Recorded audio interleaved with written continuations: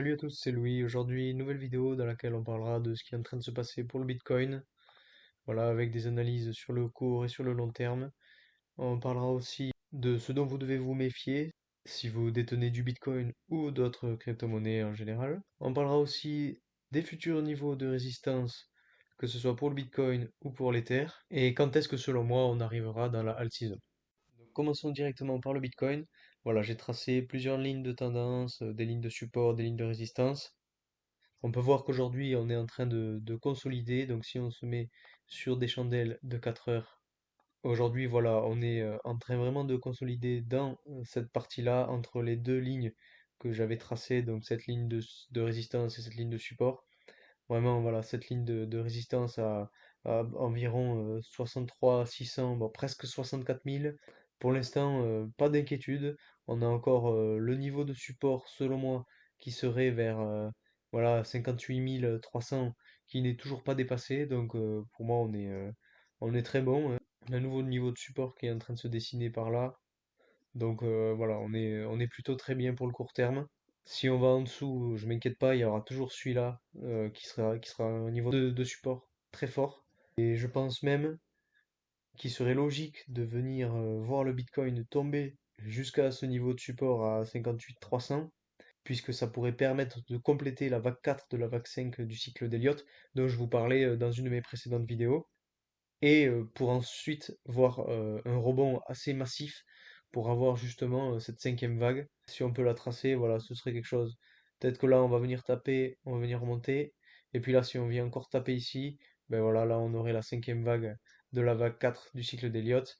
Et si on se base plus sur un graphique avec des intervalles journalières, donc des chandelles journalières, voilà, j'ai tracé plusieurs lignes de tendance. Donc là, on a vraiment un canal qui est en train de se créer entre ces deux lignes de tendance. Donc si on descend ici, ce serait un scénario qui collerait avec celui dont je vous parlais hier, avec ce fameux drapeau que j'ai dessiné ici, et cette ligne de tendance qu'on a ici et qu'on vient superposer ici. Par contre, quelque chose d'autre qui pourrait peut-être arriver, ce serait d'avoir une chute qui viendrait taper jusqu'à cette ligne ici, qui correspondrait donc au canal et qui, vu qu'on l'a tapé ici, on l'a tapé ici, on viendrait peut-être la taper ici pour avoir finalement le dernier rebond. Donc voilà, deux scénarios, mais scénarios très positifs. Voilà, là ce serait quoi? Ce serait aux alentours de 50 000. Si on vient pas descendre en dessous des 50 000, c'est pas problématique. Je pense qu'il y aurait quand même quelque chose, si on peut le regarder, à ce sommet-là. Voilà, donc vous voyez, ça correspond à peu près à ces niveaux-là. Donc ce serait vers décembre si on voit une chute. Mais selon moi, ce scénario peu probable. Je pense plutôt qu'on sera sur le premier scénario, avec notamment cette formation en drapeau. Et puis, pour compléter cette analyse, donc on peut se baser aussi sur le modèle Stock to Flow. Et je pense, notamment là, on est en train de vivre la seconde jambe haussière du bull run, exactement comme on a vu en 2013. Donc voilà, pas d'inquiétude, hein. On a eu la première jambe ici, là on l'a ici, la deuxième jambe ici, qu'on va venir voir ici. Ensuite, quelque chose d'autre qui confirme cette théorie, c'est un graphique qui a été fait par TechDev, donc sur Twitter, qui montre la corrélation entre le RSI et la courbe de croissance du Bitcoin selon les différents bull runs. Donc là, on a eu le bull run de 2011, 2013, de 2017 et aujourd'hui donc de 2021. Et à chaque fois, on a vu qu'à chaque fois qu'on vient taper cette ligne tracée ici avec le RSI, on a des sommets. Donc là, on a pu voir qu'on vient taper la ligne, on a un sommet, on vient taper la ligne, on a un sommet, et ça pour tous les sommets depuis 2011. Voilà. Et ensuite, même lorsqu'on vient taper cette ligne de tendance ici, on a des chutes. On a les bottoms en fait. Ici, pareil en 2011, en 2013. 2017, le RSI qui monte jusqu'à cette ligne, on a le pic, la chute au bottom, ici, on a le bottom ici. Le premier pic du Bitcoin, première jambe haussière du Bitcoin ici, et la deuxième jambe qui est en train de se faire, donc potentiellement ici, qui viendrait, donc selon moi, et selon l'analyse de TechDev, donc vers fin décembre, début janvier 2022. Voilà, donc ce graphique très intéressant qui est en corrélation aussi avec l'analyse de plan B qui se base aussi sur le modèle Stock to Flow, donc sur ce modèle-là, qui est un modèle à suivre, je pense, très fortement. Ensuite, pour ce qui est de l'Ether, donc bon, là, il n'y a pas grand-chose à dire pour l'instant, mais je tenais quand même à vous en parler parce que ça fait un moment que je ne l'ai pas couvert. Voilà, on a à peu près le même canal qu'on a sur le Bitcoin, vu qu'ils se suivent à un intervalle de 2 semaines près. On a, voilà, donc ce canal-là, avec un sommet ici, un bottom ici, un sommet ici. Et on a justement dans ce canal, un nouveau canal qui est en train de se créer. Donc sur les chandelles de 4 heures, on va mieux le voir. Voilà, c'est ce canal-ci qui est ici et qui est dans le premier canal. Donc c'est vraiment quelque chose que j'ai du mal à analyser. Je ne sais pas vraiment comment ça peut se finir cette histoire-là. Soit on finit de voir cette montée et on va retaper la ligne de tendance qui est ici, soit on continue de monter à la hausse avec des courbes encore plus paraboliques lors de la alt season. Donc voilà, selon moi, deux scénarios. Mais aujourd'hui, voilà, on est en train de monter petit à petit avec des bas de plus en plus hauts, comme vous pouvez le voir ici. Ça fait depuis fin septembre qu'on a ça, donc ça fait un mois quasiment, enfin un peu plus d'un mois. Donc voilà, à voir, à suivre de très près les terres, et en attendant, prendre un peu de profit, on sait jamais, et puis recharger si ça retombe par là. Ensuite, il faut qu'on parle de ce qui va potentiellement se passer pour les altcoins. Donc lors de la alt season, quand on aura passé notamment la cinquième vague de la cinquième vague du cycle d'Elliott, donc le sommet historique pour le Bitcoin, on va avoir la saison des altcoins qui va commencer, donc avec 2 semaines d'écart. Et donc je pense qu'elle commencera un peu avant qu'on arrive notamment vers les 85-90 000 dollars pour le Bitcoin.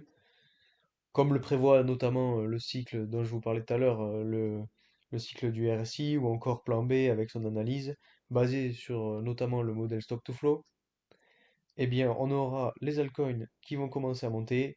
Donc je vous le disais, les altcoins ont environ 2 à 3 semaines d'écart, si on se fie au précédent cycle, hein, bien sûr. Donc ces cycles-là, donc là on est vraiment sur le Bitcoin, hein, mais les altcoins ont des cycles similaires mais décalés de 2 semaines.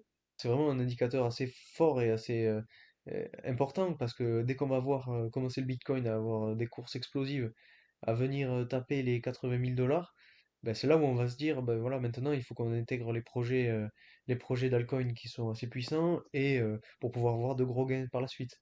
Donc si on regarde un petit peu ce qui s'est passé lors des précédents cycles, on peut voir que les altcoins qui ont le plus marché, donc c'est notamment l'Ether, qui a fait une croissance assez phénoménale, à la suite du Bitcoin, bien sûr. Je crois qu'il a fait à peu près 200%. Ensuite, on peut parler aussi de Solana, qui aujourd'hui est en train d'exploser, encore une fois, ou encore Luna, qui sont mes deux crypto-monnaies favorites, dont je n'arrête pas de vous parler sur cette chaîne. C'est des projets qui sont très puissants et qui ont de gros fondamentaux, donc je vous invite vraiment à aller checker ça. Il y a aussi le Dogecoin que je n'ai pas encore parlé sur cette chaîne, mais dans lequel j'ai déjà investi pour ma part. Donc c'est aussi un jeton à surveiller selon moi, car ok c'est un peu assimilé comme un shitcoin, mais il prend tout de même de la valeur. De plus en plus de personnes connaissent cette crypto-monnaie, entrent dans le projet, même s'il n'a pas de base solide. Il commence à avoir un vrai projet derrière qui est en train de se former. En plus de ça, il est supporté par beaucoup de monde, il a une vraie communauté, donc avec des bases qui sont en train de vraiment de se solidifier. Si on regarde sur le journalier, là notamment on a eu cette montée en mai, et là on a vu qu'on est en train de consolider extrêmement fortement, si on peut le voir, avec des lignes de tendance. On a quelque chose qui serait comme ça, donc avec un triangle haussier qui pourrait nous amener à, lors de la all season, des gains monumentaux. Donc voilà, vous avez ici quelques projets qui sont selon moi en train d'exploser et qui, lors de la all season, vont vraiment exploser eux aussi. Bon, ils exploseront pas autant que ce qu'ils ont fait par exemple en mai ou dans les précédents bullruns parce que on a une capitalisation boursière qui est plus forte, donc besoin de plus d'argent pour les faire bouger.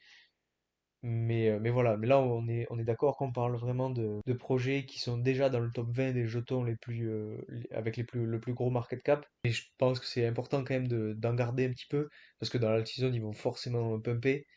Mais voilà, en tout cas, ce sont des jetons qui sont très peu risqués, euh, qui ont quand même du potentiel, mais qui pumperont moins que des petites crypto-monnaies qui sont en train de naître, comme par exemple des crypto-monnaies liées à la DeFi ou encore à la Metaverse par exemple, ou d'autres projets avec des bases assez solides dont je pourrais vous parler dans de prochaines vidéos. Voilà, donc c'est tout pour aujourd'hui. J'espère que cette vidéo vous aura plu. Si c'est le cas, n'hésitez pas à mettre un like, mettre un commentaire, votre avis, ce que vous avez pensé de la vidéo même, ou ce que vous pensez qui risque de se passer pour les altcoins et pour le Bitcoin. Et surtout, n'hésitez pas à vous abonner, ça me fera le plus grand plaisir. Et moi, je vous dis à très vite pour de nouvelles analyses. Salut!